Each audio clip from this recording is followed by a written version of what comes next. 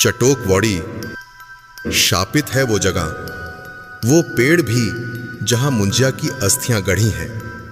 कहते हैं किसी मुन्नी से वह शादी करना चाहता था, पर उससे पहले ही उसकी मौत हो गई। उसी दिन से इंतजार में है वो अपने वंशज के, जब वो मुक्त होगा और पूरी करेगा अपनी आखिरी इच्छा। चरस फूंकने लगा है तू, हुआ क्या है तुझे? चींटी काटी इसने मुझे। चींटी मैंने काटी। सनसेट के टाइम पर आता है वो, तुझे नहीं दिखेगा, सिर्फ मुझे दिखेगा। क्या चाहिए उसे? उसको शादी करने का है। किससे? मुन्नी से। मुन्नी हमारे गांव की है। उस गांव नहीं जाना। कब तक रोकोगे उसे? भूल गए पहले क्या हुआ था? क्या हुआ था? काला जादू।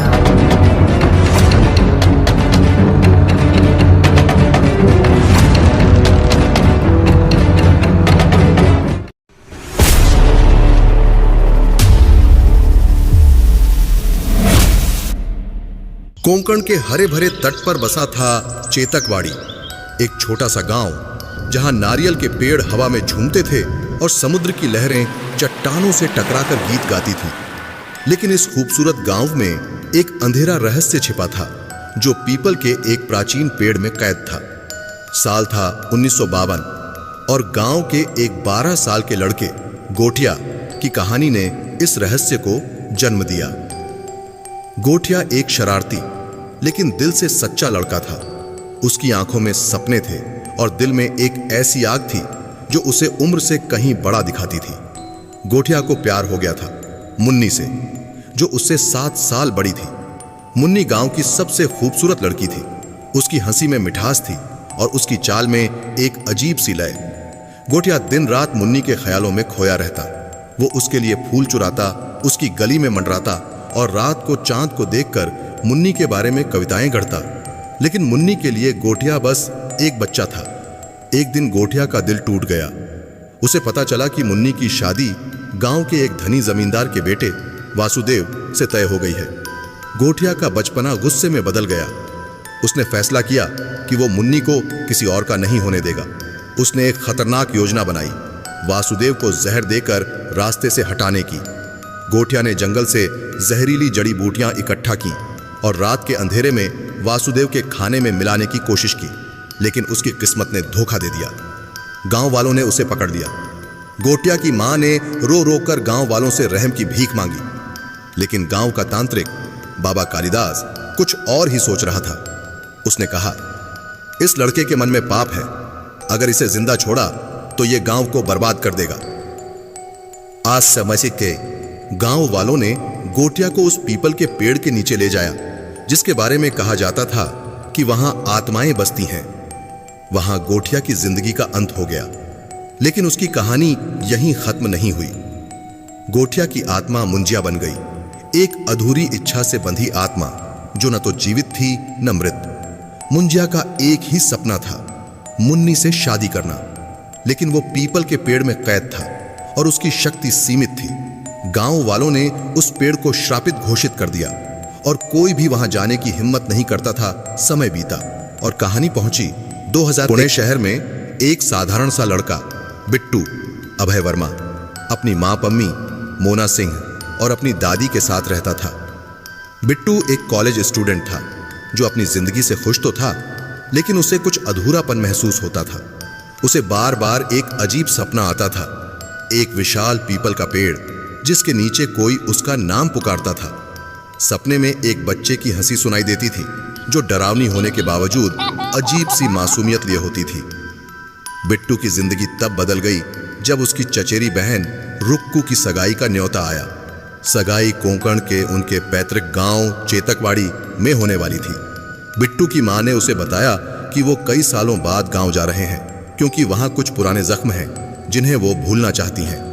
बिट्टू को अपने पिता के बारे में ज्यादा नहीं पता था, सिवाय इसके कि उनकी मौत एक हादसे में हुई थी, लेकिन उसकी मां हमेशा इस बारे में चुप रहती थी। चेतकवाड़ी पहुंचने पर बिट्टू को गांव की खूबसूरती ने मोह लिया। नारियल के पेड़, समुद्र की लहरें और गांव की सादगी, सब कुछ उसे शहर की भागदौड़ से अलग लगता था। लेकिन गांव में एक अजीब सी बेचैनी थी। गांव वाले उस पीपल के पेड़ के बारे में फुसफुसाते थे जिसे मुंजिया का पेड़ कहा जाता था। बिट्टू के मामा बालू काका ने उसे सख्त हिदायत दी कि वो उस पेड़ के आसपास न जाए, लेकिन बिट्टू की जिज्ञासा उसे चैन से बैठने नहीं देती थी। एक रात जब गांव में सगाई की तैयारियां चल रही थीं, बिट्टू अपने दोस्त स्पीलबर्ग, जो हॉलीवुड फिल्मों का दीवाना था और उसी के नाम पर उसका नाम पड़ा, के साथ गांव की सैर करने निकला। स्पीलबर्ग ने उसे मुंजिया की कहानी सुनाई, एक बच्चे की आत्मा जो पीपल के पेड़ में रहती है और अपनी प्रेमिका को ढूंढती है। बिट्टू को यह सब मजाक लगा और उसने हंसते हुए कहा, चल उस पेड़ को देखकर आते हैं। जब बिट्टू और स्पीलबर्ग उस पेड़ के पास पहुंचे तो हवा अचानक ठंडी हो गई। पेड़ की पत्तियां सरसराने लगीं, जैसे कोई उनसे बात करना चाहता हो। तभी बिट्टू को एक बच्चे की हंसी सुनाई दी। उसने पलटकर देखा तो एक छोटा सा बच्चा, जिसके चेहरे पर शरारती मुस्कान थी, पेड़ की डाल पर बैठा उसे देख रहा था। उसका चेहरा मासूम था, लेकिन आंखों में एक अजीब सी आग थी। बिट्टू, उसने कहा, मुझे मुन्नी चाहिए। बिट्टू डर के मारे चीख पड़ा और भागने लगा। स्पीलबर्ग को कुछ दिखाई नहीं दिया और वो बिट्टू की हालत देखकर हंसने लगा, लेकिन बिट्टू जानता था कि उसने जो देखा वो कोई सपना नहीं था। अगले दिन से उसकी जिंदगी बदल गई। मुंजिया हर जगह उसका पीछा करने लगा। कभी वो उसकी कॉफी में नमक मिला देता, कभी उसकी किताबों को हवा में उड़ा देता, लेकिन सबसे डरावनी बात यह थी कि सिर्फ बिट्टू ही उसे देख सकता था। बिट्टू ने अपनी माँ और दादी को मुंजिया के बारे में बताया, लेकिन उन्होंने इसे उसका वहम समझा। आखिरकार बिट्टू ने गांव के एक पुराने तांत्रिक एल्विस बाबा से मदद मांगी। एल्विस बाबा एक अजीब सा इंसान था जो तंत्र मंत्र के साथ साथ बॉलीवुड गाने गुनगुनाता रहता था। उसने बिट्टू को बताया कि मुंजिया एक खतरनाक आत्मा है जो अपनी अधूरी इच्छा पूरी करने के लिए किसी को भी नुकसान पहुंचा सकता है। एल्विस ने गांव के रिकॉर्ड्स खंगाले और पता लगाया कि मुन्नी अब जीवित नहीं थी, लेकिन उसकी पोती बेला शर्वरी वाघ चेतकवाड़ी में रहती थी। बेला एक मॉडर्न, आत्मविश्वास से भरी लड़की थी जो गांव में एक स्कूल चलाती थी। बिट्टू को बेला से पहली नजर में प्यार हो गया, लेकिन जब मुंजिया ने बेला को देखा तो उसने उसे अपनी मुन्नी समझ लिया। मुंजिया ने बिट्टू को धमकी दी कि अगर उसने बेला को उसकी पत्नी नहीं बनवाया तो वो पूरे गांव को बर्बाद कर देगा। बिट्टू अब दोहरी मुश्किल में था। एक तरफ उसे बेला को मुंजिया से बचाना था और दूसरी तरफ वो बेला को अपने दिल की बात बताना चाहता था। उसने स्पीलबर्ग और एल्विस की मदद से एक योजना बनाई। एल्विस ने बताया कि मुंजिया की आत्मा को पीपल के पेड़ से मुक्त करने का एक ही तरीका है, एक जादुई रस्म, जिसमें उसकी आत्मा को किसी जानवर जैसे बकरे में डालकर उसे खत्म किया जा सकता है। रस्म की रात गांव में तूफान आ गया। बिट्टू, स्पीलबर्ग और एल्विस ने पीपल के पेड़ के नीचे रस्म शुरू की। बेला भी वहां थी क्योंकि उसे बिट्टू की मदद करनी थी, लेकिन मुंजिया इतना आसान शिकार नहीं था। उसने रस्म को बिगाड़ दिया और बेला के शरीर में प्रवेश कर लिया। बेला की आंखें लाल हो गईं और उसकी आवाज मुंजिया की हो गई। मुन्नी मेरी है, उसने चीख कर कहा। बिट्टू का दिल बैठ गया। उसने एल्विस से पूछा कि अब क्या करें। एल्विस ने बताया कि बेला को बचाने का एक ही तरीका है, मुंजिया को उसकी असली मुन्नी से मिलाना। बिट्टू और उसकी टीम ने गांव के पुराने मंदिर में मुन्नी की एक तस्वीर ढूंढी जो अब तक बची थी। उन्होंने उस तस्वीर को पीपल के पेड़ के सामने रखा और मुंजिया को बुलाया। मुंजिया तस्वीर को देखकर रुक गया। उसकी आंखों में एक अजीब सी उदासी थी। उसने कहा, मुन्नी, तुमने मुझे छोड़ दिया। बिट्टू ने मौके का फायदा उठाया और मुंजिया से कहा, मुन्नी अब इस दुनिया में नहीं है, लेकिन वो चाहती थी कि तुम शांति से जाओ। मुंजिया गुस्से में आ गया, लेकिन तभी बेला की आत्मा ने उसके अंदर से आवाज दी, मुझे छोड़ दे गोठिया, मैं तुम्हारी मुन्नी नहीं हूं। यह सुनकर मुंजिया टूट गया। उसकी आत्मा कमजोर पड़ने लगी।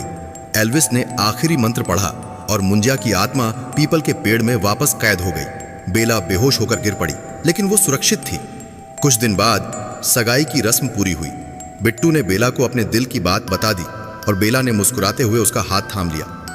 गांव वालों ने पीपल के पेड़ को एक पवित्र स्थल घोषित कर दिया ताकि कोई और मुंजिया का शिकार न बने। लेकिन कहानी यहीं खत्म नहीं होती। एक रात जब बिट्टू और बेला समुद्र किनारे टहल रहे थे, उन्हें एक बच्चे की हंसी सुनाई दी। बिट्टू ने पलटकर देखा, लेकिन वहां कोई नहीं था। शायद मुंजिया जा अभी भी कहीं था, अपनी मुन्नी की तलाश में।